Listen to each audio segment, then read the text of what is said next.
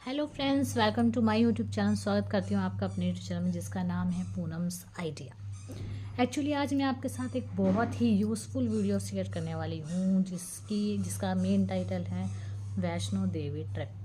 अगर आप वैष्णो देवी ट्रिप जाना चाहते हैं या आप वैष्णो देवी ट्रिप प्लान कर रहे हैं तो मैं उससे जुड़ी हुई कुछ ज़रूरी जानकारी आपके साथ शेयर करना चाहती हूँ अपने एक्सपीरियंस विद माय एक्सपीरियंस क्योंकि जैसे मैं गई हूँ अगस्त एंड से लेकर सैप स्टार्टिंग में, तो मैं आपको उसी टाइमिंग के हिसाब से मैं आपको वहाँ के वेदर के बारे में कुछ इन्फॉर्मेशंस दूँगी और अपनी खुद का एक्सपेरिमेंट बताऊँगी जो मुझे नहीं करना चाहिए था। और आप मैं लेके गई, मैं कैरी करके गई और waste of energy waste of time कोई बात नहीं, हम आगे वो गलतियाँ नहीं करेंगे। इसीलिए मैं वो वीडियो आप सबके साथ ये वीडियो शेयर कर रही हूँ ताकि आप वो गलतियाँ ना करें।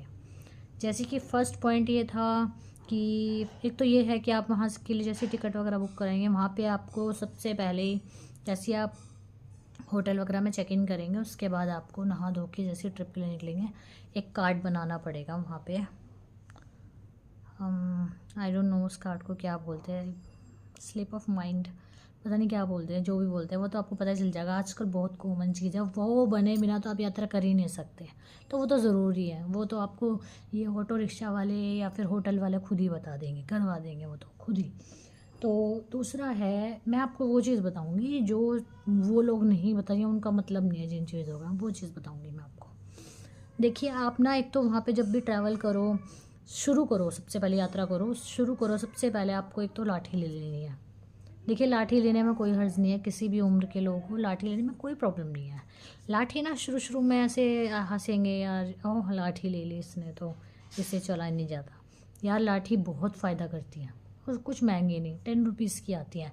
एक बार आपको लेनी है, आगे जब काफ़ी दूर तक आपकी वो मदद करेगी। उसके बाद कुछ जगह ऐसी होगी जहाँ पे आपकी लाठी रखवा ली जाएगी, तो कोई बात नहीं, वहाँ पे और लाठियाँ मिल जाती है पड़ी हुई, आपके लिए कोई प्रॉब्लम वाली बात नहीं है। बट शुरू में ही वो ख़रीद लेनी है। 10 रुपये की लाठी आएगी वहाँ पे, तो मैंने तो ज़रूर ली थी और मुझे बहुत हेल्प हुआ, उससे बहुत ज़्यादा हुआ। दूसरा पॉइंट है कि आपको जो है वहाँ पे एक पॉली बैग, एक नहीं बल्कि 2 पॉली बैग कैरी कीजिए। बड़े वाले नहीं होते, मतलब मोम जामा टाइप जो होते हैं। जैसे आप कहीं भी जाओ, चादर वगैरह का ये है वहाँ पे ना, मौसम का कुछ नहीं पता होता कब बारिश आ जाए, तो आप बेडशीट लोगे, कहीं गीला हो रहा होगा, कहीं पानी होगा, कहीं बारिश का पानी होगा, तो आप चादर बिछाओगे, एक बार बिछाओगे फिर वो गीली हो जाएगी। पर पॉलीथीन का ये है कि सूख जाएगी वो, और पॉलीथीन जो है आप पानी के ऊपर बिछा के भी बैठ सकते हो। तो मैं तो आपको पॉली बैग ही सजेस्ट करूँगी। पॉली बैग नहीं, पॉलीथीन, जो बड़ी पॉलीथीन आती है मोमजाना टाइप, वो लेके जाइए। थर्ड कि आप ना ज़्यादा विंटर के कपड़े मत लेके जाइएगा साथ में, क्योंकि ना बड़ों के लिए वहाँ पे कोई ठंड नहीं होती। बस आप जब आप भवन में पहुँचेंगे रात के टाइम, तब आपको थोड़ी सी लगेगी। उस टाइम भी अगर आपने नहीं भी कैरी करा तो नो प्रॉब्लम। ऐसा नहीं है कि नहीं यार नहीं करा तो हम तो ठंड से मर जाएंगे, ऐसा कुछ नहीं है। वहाँ पे कंबल वगैरह स्टे करोगे तो वहाँ पे कंबल आपको मिलते ही हैं। डोरमैट्री वगैरह लेते हो तो आप वहाँ पे कंबल वगैरह, गद्दे वगैरह सब अवेलेबल होते हैं। हाँ आपको खुद, हाँ अगर आपके साथ बच्चे जा रहे हैं तो बच्चों के लिए प्लीज़ आप, बच्चों के लिए भी ना आपको मेरे ख्याल से 2-2 गर्म कपड़े बहुत हैं बच्चों के लिए भी, अगर आपके साथ बच्चे जा रहे हैं तो। नहीं तो बड़ों के लिए तो मेरे को लगता नहीं ज़रूरत है, बट अगर आपको फिर भी डाउट है तो आप सिर्फ एक कपड़ा गर्म रखिए, ज़्यादा बोझ मत लीजिए, क्योंकि जितना ज़्यादा बोझ आप कैरी करेंगे उतना ज़्यादा आप परेशान होंगे। रास्ते के लिए, खाने पीने के लिए, और रास्ते में बहुत सारी चीज़ें आती हैं तो आप खुद मत लीजिए कुछ भी, नीचे से लेके जाएंगे हम तो, ऊपर बहुत कुछ मिलता है क्योंकि सब फालतू का वज़न उठाना है। एक वाटर बोतल ज़रूर रखिए, क्योंकि वाटर बोतल की ज़रूरत बहुत पड़ती है और बार बार लेना is just like impossible type. तो और दूसरा ये कि ना आप ना वहाँ पे ऊपर जाने के बाद ना, मुझे नहीं लगता कोई नहा धो के कपड़े चेंज कर सकता है यार। मतलब तो वहाँ तक जाते आते वैसी हालत ख़राब हो जाती है, ऊपर जाकर यूँ कह दो कि जाके नहा ले और कपड़े चेंज कर ले, ओ हो, बहुत मुश्किल है मेरे ख्याल से। तो एक तो सुबह हम नहा के ही चलते हैं तो दर्शन तो ऐसे हो ही जाएंगे, लेकिन पहले हम नहा के करते थे, पहले वहाँ नहाने की सुविधा थी। अब मुझे लगा नहीं इतना कुछ खास, यहाँ तक कि मुझे तो ये लगा लीजिए 2 नंबर जाने के लिए भी ना वहाँ पे बहुत प्रॉब्लम हुई थी, क्योंकि वहाँ पे कुछ था ही नहीं।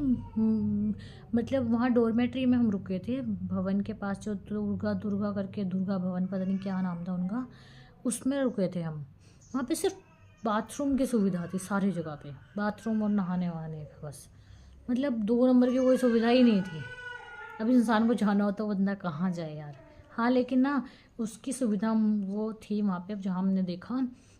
जैसे आप भैरव बाबा के लिए जाएंगे, उड़न खटोला जो होता है उसमें वो करेंगे ना, तो उसकी जो लाइन लगती है अंदर, जो उसका जो मेन वो बना हुआ है जिसके अंदर से जाके हम वहाँ जाते हैं उड़न खटोले के पास, उसके अंदर सिर्फ टॉयलेट की सुविधा थी। तो मैं आपसे बस यही चीज़ शेयर करना चाहती थी, जो प्रॉब्लम्स मुझे हुई वो प्रॉब्लम्स आपको ना हो। एक तो लाठी ज़रूर लीजिएगा, पॉलीथीन ज़रूर लीजिएगा, क्योंकि पॉलीथीन बहुत ज़रूरी है, मस्ट है। और वहाँ पे ना मतलब जब हम गए थे 2 तारीख को, हमारे साथ एक और इंसिडेंट हुआ था जो मैं आपके साथ शेयर करना चाहती हूँ। 2 तारीख को हम 2 सितंबर को हम वहाँ से नीचे उतर गए थे। दोपहर के 2 बजे तक हम नीचे कटरा पहुँच गए थे। और उसी टाइम 2 बजे जो लोग भवन और कटरा के बीच के रास्ते, मतलब भवन से मतलब जस्ट निकले ही होंगे, लगभग आधा पौना घंटा पहले निकले होंगे भवन से, वहाँ उस तरफ पहाड़ खिसकने के कारण पहाड़ नीचे आ गए, लैंडस्लाइड हो गई थी। और वहाँ पे मेरे ख्याल से एक बंदे की मौत हो गई थी शायद, वो एक की पता नहीं 2 की हो गई थी। तो मैं माता रानी का ये धन्यवाद कर रही कि उसी रास्ते से हम भी आए थे, और जब हम नीचे उतराई कर रहे थे तब बहुत तगड़ी वाली बारिश हुई। हमने भी बहुत बारिश फेस करी, बहुत ज़्यादा बारिश फेस करी, लेकिन माता रानी की सीधी नज़र थी कि ना मुझे कुछ हुआ, ना मेरे हस्बैंड को, ना मेरे बच्चों को, ना ही जो मेरे साथ जा रहे थे उन्हें। तो ये जो अगर किसी के साथ, आज मेरी एक बात, तो मतलब उस टाइम मैंने ये चीज़ महसूस करी कि अगर किसी इंसान के साथ भवन जाते टाइम या भवन से दर्शन के आते टाइम कुछ होता है, तो प्लीज़ आप माता रानी को ब्लेम मत कीजिए। ज़रूर उनकी लिखी होगी, इसीलिए उनके साथ ऐसा हुआ। वो अगर घर में भी होते तो भी हो जाता। प्लीज़ आप कभी भी ऐसा मत कीजिए। अगर आपके रिलेटिव्स के साथ भी ऐसा हुआ है, आगे कभी पीछे कभी हुआ हो, तो मैंने खुद के लिए महसूस करी। हम भी उस टाइम उसी रास्ते से निकले थे, हम भी बारिश में ही निकले थे। लैंडस्लाइड होती तो हमारे ऊपर भी गिरती, लेकिन ये माता रानी की सीधी नज़र थी और हमारी अभी लिखी नहीं थी, इसीलिए हमारे साथ ऐसा नहीं हुआ। लेकिन ऐसा कुछ नहीं है कि माता रानी के भवन में आने के बाद माता रानी ये चाहे कि वहीं से अपने पास ही बुला लो। नहीं यार, ऐसा नहीं होता है। तो प्लीज़ गाइज़ ऐसा बिल्कुल मत कीजिएगा, माता रानी से निराश मत होइएगा, सच्चे मन से दर्शन कीजिएगा। और आपकी जो भी प्रॉब्लम होगी ना, एक्चुअली मेरे बेटे को ना वो है एलर्जी प्रॉब्लम है, जो वेदर प्रॉब्लम होती है, जैसे वेदर चेंज होता है वैसे मेरे बेटे को खांसी ज़ुकाम फीवर और छींके वगैरह बढ़ जाती है बहुत ज़्यादा। तो उस टाइम भी जैसे ही हम यहाँ से जा रहे थे तो उसको खांसी बहुत ज़्यादा बढ़ गई। तो हम बहुत परेशान हो रहे थे। हमने सोचा था यार वैष्णो देवी जा रहे हैं, ऑब्वियसली ठंडी जगह है तो क्या होगा, हम बहुत डर रहे थे बहुत ज़्यादा। पर माता रानी ने इतना साथ दिया कि जब तक हम घर नहीं आ गए, घर आने के भी 1-2 दिन बाद उसकी तबीयत ज़्यादा ख़राब हुई थी, नहीं तो जब तक हम घर नहीं आ गए ना, माता रानी ने बहुत रक्षा करी। हम दवाई लेके गए थे साथ में, दवाइयों ने वर्क जब ही करा। हालांकि ऐसा होता नहीं है उसके साथ, हम ठंड में रखते रहें और दवाइयाँ वर्क नहीं करती है उस पर वो माता रानी थी, माता रानी का भवन था, माता रानी ने खुद को बदनाम नहीं होने दिया। मेरे बेटे को बहुत मतलब ठीक रखा उस टाइम पे। तो आप प्लीज़ पूरी श्रद्धा के साथ जाइएगा। और अगर आपको ये वीडियो यूज़फुल लगी हो तो प्लीज़ मेरे चैनल को सब्सक्राइब कर दीजिएगा, वीडियो को लाइक कर दीजिएगा। और बाय बाय, फिर मिलेंगे।